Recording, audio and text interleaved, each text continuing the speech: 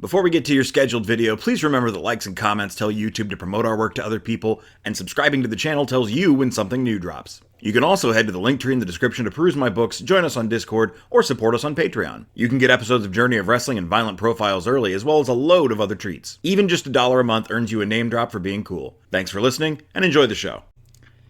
Greetings and salutations, fellow flirtatious cats who are in this room, and we just kind of have to deal with it. It is I, Eric J. Chucci, joined as always by the boy. Hey.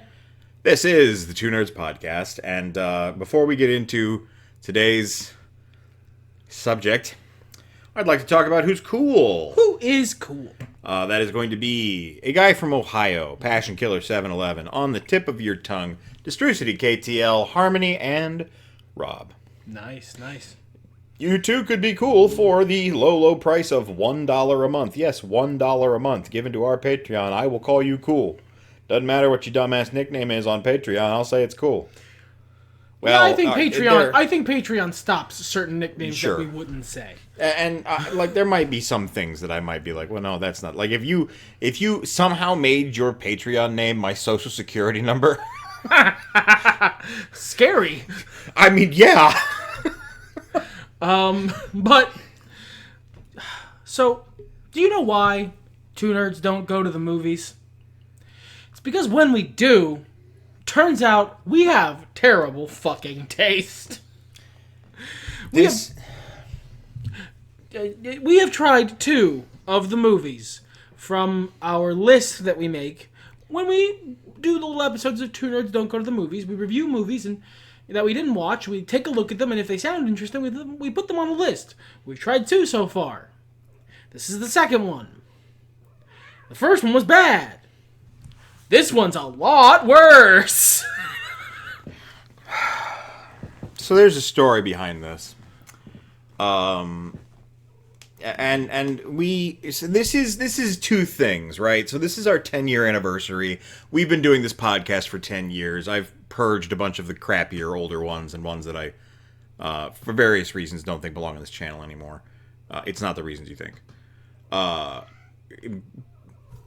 So we're bringing back not only, sort of a follow-up on the one time we actually watched a movie from Two Nerds Don't Go to the Movies, but also old Netflix roulette. We no longer have Netflix on account of they are no longer a good financial return on the mild investment that they are. Yeah, so, but we do have, like, Hulu and Disney Plus and Peacock and Paramount and... And more importantly, we have the movie list from Two Nerds Don't Go to the Movies. And the original idea behind Netflix Roulette behind the scenes was we both had big Netflix queues at the time that we wanted to clear out, and that was a great way to do it.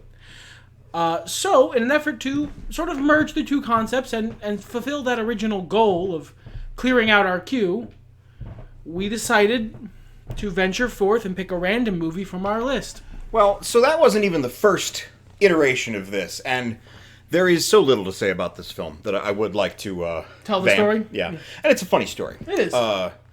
We did some random die rolling, which is how we used to do it, but we kind of had to cobble it together, and this took a good 20 minutes to half an hour. To roll dice in various categories, and man, we kept coming up with real stinkers. And the suggestion was put forward, why don't we watch something that at least one of us is interested in? And that's why we went to the list and rolled randomly off the list, because this list is presumably a list of movies we're both interested in. Because we both have to want it on the list to put it on the list. If you go back to the Two Nerds Don't Go to the Movies, that is something like Christmas Movies in November, is the title of it, something like that. You will see where we put Poker Face on the list. I will summarize that for you in brief. We saw it was 90 minutes. My opinion at the time, I believe, was, wow, this will either be really good or really boring. I was right about the second one. I don't know why I was in such an optimistic mood. You were, though. You were like, yeah, let's do it. Let's go and put it on the list. Okay. That guy was wrong. I don't vouch for that man. He's dumb. He's a dumb idiot man. Famously, I fully divest and renounce all things I said longer than 1 calendar month ago. So, yeah, it's fair. Yeah. So yeah, we rolled, and like as I was going through the rest of the list, just like observing to count how many movies were there, so we could random number generate. I saw a lot of films that I was like, oh yeah, I remember us talking about that one. Oh yeah, I do still kind of want to watch that one. Ooh, that movie was very popular. I think it might be good. We rolled the one movie on the list that neither of us remembered. I thought it was the TV show Poker Face that I mistook as a movie. Nope. No. We have this this Russell Crowe vehicle, this vanity project, script adapted, written, starring, directed Russell Crowe. Produced. No, actually, he was not a producer. At least wasn't listed as a producer. That's baffling that he was the writer, director, star, but not producer. Yeah. He got somebody else to give him money for this. So That's startling. yeah, a lot of people actually, and that's I don't know on the power of Russell Crowe, I suppose. This movie doesn't deserve a spoiler-free review. I will give you one anyway. Well, yeah, I've accidentally stumbled upon a perfect version of that because we like to pull up Wikipedia when we do these, so we have reference to all the actors' names for us to ignore when they're too hard to pronounce. I typed in "Poker Face movie." I have to differentiate it from the TV show. People also ask, is Poker Face a good film? And I'm just going to hit this little down arrow here and reveal, and we'll read what's there. That should be a summary. It's just a blandly written, blandly performed, blandly directed film with no takeaways. For a film branded as an action crime thriller, it does no favors to any of the genres. Yeah, good job. Don't watch this. Don't. Not even out of morbid curiosity. We're going to say some shit. This isn't like other films we've been made to review. This isn't a movie that sounds cool on paper and is boring in practice. This sounds boring on paper too. It's a concept. I will give it that. I thought this movie was going to unfold a little differently, and I was not in the movie for like a suspense, thriller, broody film, so I was negative about it in the first place. But good news, it's not that. I had no real preconceived notions as to what kind of movie this was going to be going in, because full disclosure, it had been long enough since we did that podcast. I fully didn't remember its existence. I have my opinion on at the time from watching that episode. But I was just sort of in it to watch a movie that was on the list that apparently some version of me thought was good. So I didn't come in with any preconceived biases. I had a good time watching this movie, but I think that's more down to having fun razzing this movie. A couple fun things that happened in it that I will highlight were appropriate, and watching this guy's reaction to it. It's me, I'm this guy. Jesus, where to begin? We're off into the spoiler territory now. I don't care. I'm going to spoil this movie for you. Russell Crowe dies. There you go. There you go. It's already spoiled. Don't watch it. No need to. They foreshadowed that like at the beginning. It's like that's basically the plot of the whole I'm movie. being a goof. He's got cancer. He's like a tech guru. He invented ultra spyware that he sells to the government. So a good guy. And he essentially the plot. It starts off with a scene back in like the 70s when Russell Crowe's character, played by a young man, they were all young and they're having like a Stand By Me sort of, we're having an adventure at the lake or whatever. They play a game of poker to set up that's important somehow. To set up that they like poker. Yeah, basically. And then we cut forward to the future, and Russell Crowe is Russell Crowe now, and thus old and sad. He wants to get all his childhood buddies back together for basically one last guy's night before he dies of irreversible, inoperable, not even my billions and billions of dollars can save me pancreas cancer or whatever. Except that's not even what he wants to get them together for. The film pretends like it's a fun guy's night, but he invites them into this high-stakes, like, blackmail situation where he gives them a bunch of money that is technically theirs and says only one man can walk away with all of this money. Which turns out, spoilers, he's fucking with them. He didn't mean that. It's all bullshit. He just wanted to basically make them incredibly tense so that his poisoning plan, he plans to poison them lightly, goes off better, and they get to feel as terrible about the situation as he does. He really wants to drag his boyhood friends down with him, so that they can be in as deep a dark a pit as he is. Also, it's truth serum is the poison, and he forces them to reveal dark secrets that he uncovered about them when he was spying on them with his super spyware. Which he did because he wanted to. His childhood friends, as it turns out, are a corrupt politician, so a good guy. Who is, the corrupt politician, his older brother's a dickhead. They established that in the flashback. Yes. A author, I think, or at least wrote a couple books, we find out, who is fucking Russell Crowe's wife, so a good guy.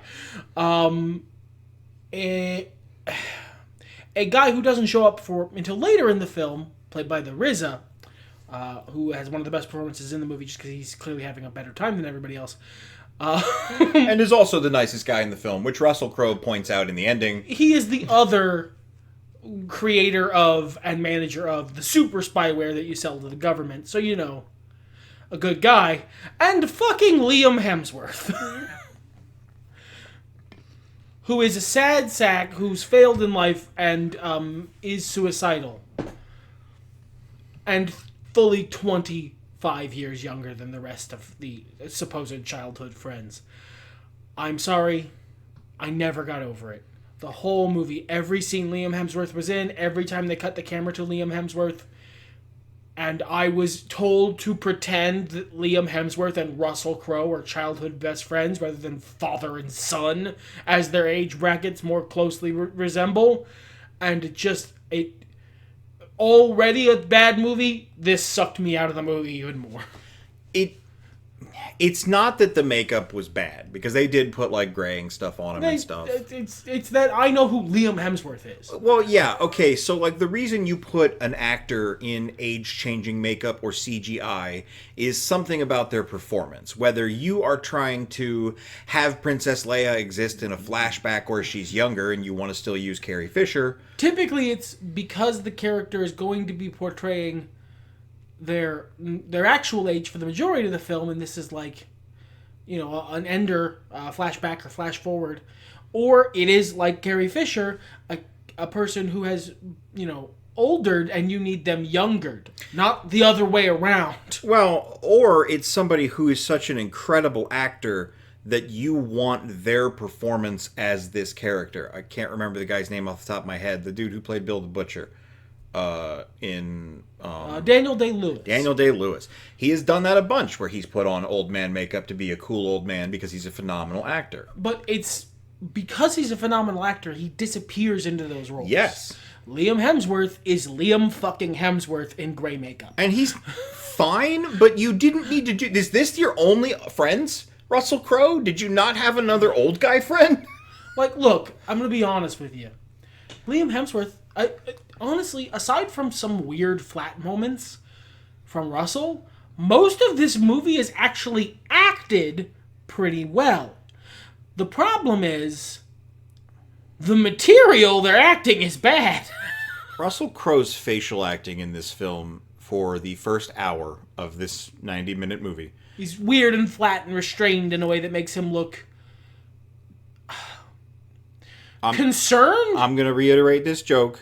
It looks like he just farted and he's not sure if he pooped. And he's trying to assess without letting on. He's got that open-mouthed, oh god, kind of expression, but he's hoping you don't notice he's got that open-mouthed, oh god, kind of expression.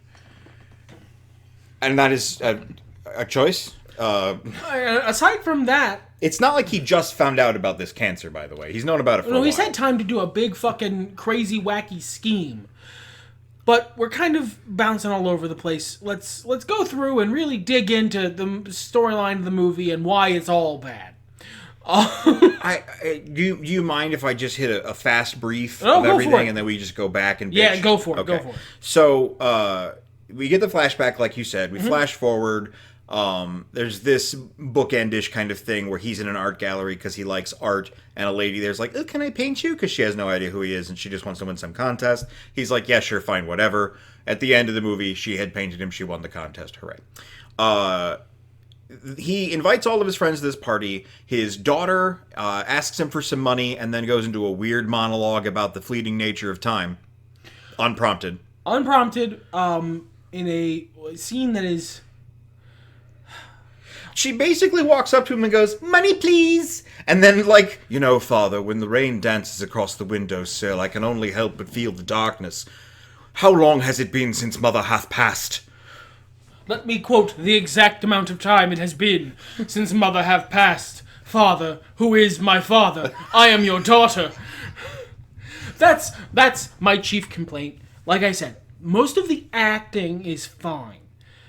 The script is simultaneously incredibly fucking obtuse and incredibly fucking blunt. And it is a magic trick that they manage both.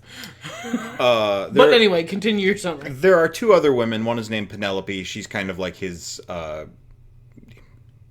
personal assistant and dealer. And I don't mean drugs, I mean cards. She deals the cards in their, spoilers, poker game. And there's his new wife, who is the one that is stooping the writer guy. Right. On account of, it is revealed later, he had a vasectomy without her permission, and she got real shitty about it and decided to cheat on him.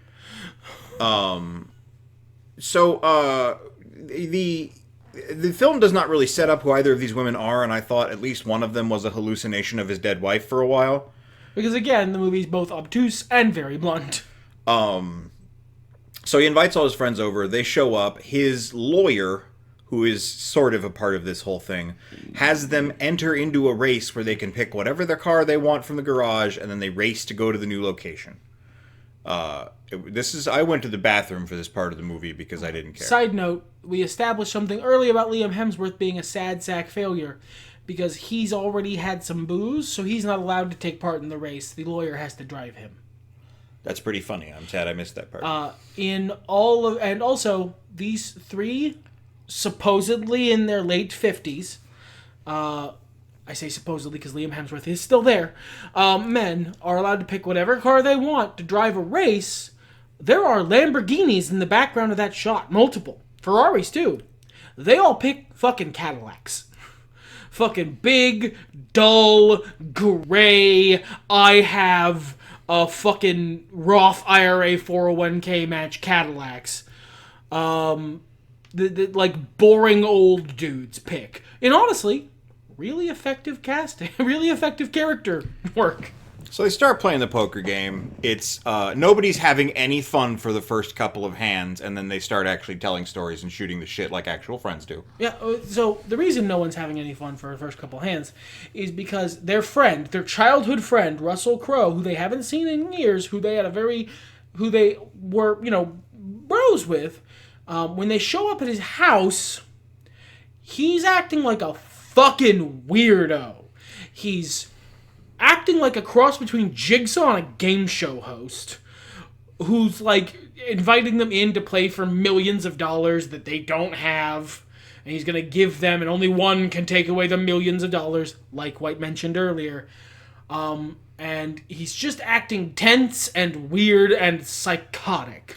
Like, if I went to this man's party, even if he was my childhood friend, I'd be like, I'm gonna dip, because I think Russell Crowe's going to murder one or all of us. He gives off a real murdery vibe. Honestly, again, great acting.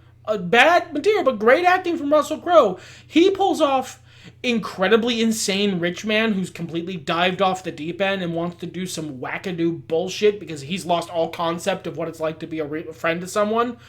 Real well. So they play their card game. They get a little drunk. He comes clean about the truth serum and the situation. All of his friends are fine with this. Well, first he says, "I've poisoned you. You're all going to die." Oh yeah. He wants to convince them that you're all going to die. And I've poisoned you. You're all going to die. None of them proceed to beat the brakes off him. This is a very unrealistic idea, because I don't care if we are best friends and you are a billionaire. If I come to your weird silent home where you've released all your, you've sent all your servants away for the evening, and then you're weird and tense, and then you tell me you've poisoned me and I am starting to feel the effects of poison, because that's not a lie, he did poison them, but just with truth serum, not anything to kill them. I beat your ass then. That's the next thing that happens. I'm sorry. There was a really long scene where he went to some sort of sweat lodge shaman guy. That's where he got the truth serum poison. And they set up that a big enough dose of the truth serum will kill you if you inject it. Yeah, that was a really necessary scene. We went on a really appropriate amount of time. This is sarcasm. So yeah, anyway, they have their big truth-telling thing, and he's like, I didn't actually poison you, except he doesn't say it good-naturedly. And everyone is just fine with someone it. actually starts to get upset about the idea of dying, and he, like a grumpy baby, like a little bitch, goes, oh, you're not gonna die, okay? Like, this guy's the bad guy for being upset. So anyway, the older brother of the corrupt politician, he's going to do a big rob. Russel Crowe has a bunch of expensive art, he's pretty sure. So he brings himself, his good friend, and their art-loving pal. Whose one character trait is that he really likes art. It is his special interest. He wants to get in there, not to rob the paintings because of money or whatever. He just wants to touch them. He wants to have had the paintings in his possession for a bit. Oh, they're very specific. He wants to feel the paint. Feel the brush strokes and such. He's into art. He is into art. This is his whole big thing, and he mentioned every time he talks in the movie, this side character, it's about art. His name is Styx, like the river. Every time he talks, it's about art. Yeah. There's this like weird side bullshit to get the new wife and the daughter back in the mansion. They basically, the new wife, the daughter, sneaks back into her father's apartment. Not his big fancy house, his apartment, which he also has, because again, he's super rich. He's as rich as the story needs him to be. And sneaks into his private, documents, and violates his privacy and steals his medical records to find out he has cancer. Again, a good person. And then proceeds to be upset that he didn't tell her, and immediately drive off to what should now be clear to her is his last gathering with his friends. His childhood friends, who you have described, this character is described as her uncles. His last big gathering with them, she, throwing a fit at him about this, can't wait until tomorrow. So she and the new wife both drive there because they're both mad and want to yell at Russel Crowe. Yeah, the new wife thought she found out about some dumb thing that happened with the vasectomy. Yeah. But then she reveals that it was, no, he's dying, and the new wife's like, what? And so they go together. I don't know. It's stupid, and the timing of it doesn't make sense to me personally because I wasn't paying attention that much. Anyway, the thieves kill the doorman. One of the servants who was let go for the evening, the thieves kidnap him and kill him because this fucking service worker would rather die than give up Russel Crowe's gate code. They do get the gate code because he yells it as he's being crushed to death. I don't care how much money you pay me. Spoiler alert, if Jeff Bezos watches this, if you're there with Ultimo Dragon, doesn't matter how much money you pay me, Bezos, I'm not... They'll get that fucking door code before I'm dead. Ultimo Dragon has better taste than that. How dare you? The thieves get inside, and here's where the timeline gets fucky. At some point, the RZA shows up pretending to kidnap the lawyer. So you're like, it's the thieves, but no, it's just RZA. It's like a 4-second fake out that exists for no reason and is not tense. And yeah, so whatever. And it's only for the audience. It's not... It has no bearing on the plot. Also, there's cameras everywhere, security cameras. Yeah, Russel Crowe is, again, a paranoid psycho loser. And he's watching them all the time, and yet they never notice the thieves. until it's too late. Until they're already in the... Well, no. They actually notice the thieves well before it's too late. They see them well before the thieves find them, and then they manage to get safely to Russell Crowe's panic room. Well, yeah, but the thieves are, like, milling about for a long time before that. Yeah, that's true. So, like, whatever. Anyway, yeah, they go to Russell Crowe's panic room, and they're like, it's fine, whatever. Let them take what they want. I'm dying, and it's just money, you know. Well, then his wife and daughter come back. Because Russell Crowe felt the need to both write that there was a panic room and write a reason for him not to be in the panic room. You know, I will say that it's nice that the new wife, they establish her early in the movie as being someone who trains at boxing, and she punches the ever-loving shit out of the main villain. Instead of being a complete, like, damsel in distress, the thieves accost them from behind. She turns, and it is on sight. She, like, if they hadn't outnumbered her and the daughter, she would have beaten the absolute fuck out of the thief guy. Yeah, she rabbit punched him a few times. I liked it. Was funny. It was fun. And honestly, this is the point where the movie starts to get okay. This is the best part of the movie. This is the part of the movie where the fun stuff happens and it is okay. Also, some of the back and forth jibber-jabber between the friends once the tension breaks is funny. And, like, some of the performances, there's a couple jokes that I exhaled out of my nose at around this point, a little before in the movie. And I really like Art Guy. Like, he's incredibly one-note character, but that actor is playing that fucking note for all it's worth. Yeah. I don't think any of the actors did a bad job in this film. Questionable, perhaps, but not bad. So Russell Crowe decides he needs to go save his family. He takes the gun that Liam Hemsworth's character. He was going to kill himself with. That only has one bullet. Because he was only planning on killing himself. Really, honestly. Yeah. Great attention to detail. Yeah. And he's like, I'm going to go scare him and I'll get my family back. And that goes poorly. Well, honestly, kind of goes exactly to plan, really. Yeah, kind of. Like, Russell Crowe goes out there with a plan, and then just sort of does the plan. Like, it just works. Yeah. He outfoxes this shitty asshole who's been apparently an irredeemable Stephen King bully prick since they were kids. And the twist here was pretty good, because he tricks him into thinking that at some point the bully guy picked up one of the glasses and smoked a cigar, so now he's got the truth serum poison in him. Basically, this thief, the elder brother thief bully guy, he's real stupid. He drinks open containers that he found on a countertop in a stranger's house. Well, and he's robbing a man and is making no effort to hide who he is, right down to putting unnecessary fingerprints on shit and like saliva. And like yelling at the man, like, we're gonna steal your shit. We know you're here. It's me. This is my name and address. I know Australia's different, but I'm pretty sure that's not cool there either.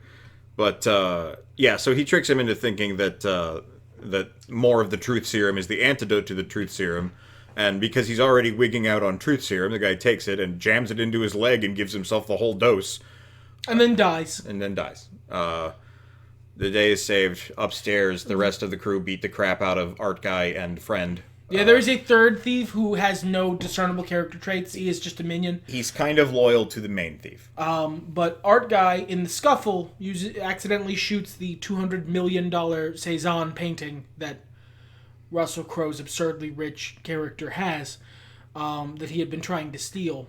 And he's heartbroken and stops fighting at that moment when he realizes he's destroyed the Cezanne. And, again, that is the best character arc in the movie. That doesn't mean it's good. Nope, it's bad, but it's still the best. And I said at the time, and I'll say it again now, this was an hour and a half of a movie. I think it's like actually an hour and 34 minutes or some shit. An hour of it was bad, boring. There was that point, I don't know how many bad movies y'all have watched, but there was that point where I did the big deep breath of, Jesus Christ, I'm still watching this. And then about 20 minutes after that, they had roughly the quality of a subpar episode of a serial crime drama you like. And that was the end of the movie. That Russell Crowe dies, we flash forward to the future, he leaves everybody a bunch of cool stuff in his will because he's a really nice guy based on everything else that happened, you know. All of the traits Russell Crowe has displayed in this movie would lead you to believe that he's not just the worst fucking person. And I'm not going to put any of this shit on Russell Crowe, even though he is, and I will say this again, the screenplay adapter, the star, and the director. This is the most out-of-touch rich person power fantasy, Batman for a day bullshit, tone-deaf, unaware of your own egregious sins I have ever seen committed to celluloid, where the main character wasn't supposed to be the bad guy, you idiot. Yeah, like, this isn't a you missed the point by idolizing him movie. There are a lot of those where, yes, the main character's a bad person, but if you like them a lot and think they're cool, you are not... You concern me. There's a lot of movies like that. No. Jake Foley, the character Russell Crowe is playing, is supposed to be a good guy in this movie, as are all his friends, despite the fact that they are portrayed as just genuinely unlikable and terrible people. I mean, Liam Hemsworth's okay. He's just a sad drunk who's bad with money. That's true. And also, again, 25 years younger than the rest of them, so he hasn't had enough time to really get shitty. Sure. Nice of him to wear the old people makeup. I bet the real friend died years ago, and his younger brother took over for him because he didn't want... This is the subplot I am inventing to make this movie interesting. He didn't want the other guys to feel bad. I have referred to the actors pretty exclusively during this movie instead of the characters, because I don't remember any of their fucking names. I had to look at the Wikipedia just now to remember Jake Foley. And he says it a couple times. Their names don't matter. Oh, yeah, the main thief is like, I'll take this from you, Jake Foley. Like he's fucking... He's a Saturday morning cartoon villain who curses. Yeah. This is a person with no redeeming characteristics who is venal and greedy and slovenly and like a bad friend and a bad brother, and this character is portrayed, he's racist, and like weird old-timey racist too. I'm not gonna get too deep into it, but wow. Yeah, it's just... And like he says, this character has no redeeming features, which is the kind of character who has to be the antagonist when your protagonist is a billionaire who became a billionaire by selling the fucking technology from the Dark Knight to not just the Australian government, governments around the world. So like this dude fully sold super spyware to like Iran, and you have to be a real shitbag to come off as the worst option, is what I'm saying. Yeah. Don't watch this film. Now, does this mean we're not going to do something like this again? No, we have at least one more strike till we're out. I mean, I did after this say I hate movies. I never want to watch movies again. This was a day before I announced that I hate wrestling and I never want to watch wrestling again. He should have lost. But we'll be back probably later this year with another dumb fucking movie from our list. Or maybe my dear friend Rob will make me watch something that is, Jesus, a hell of a lot better than this.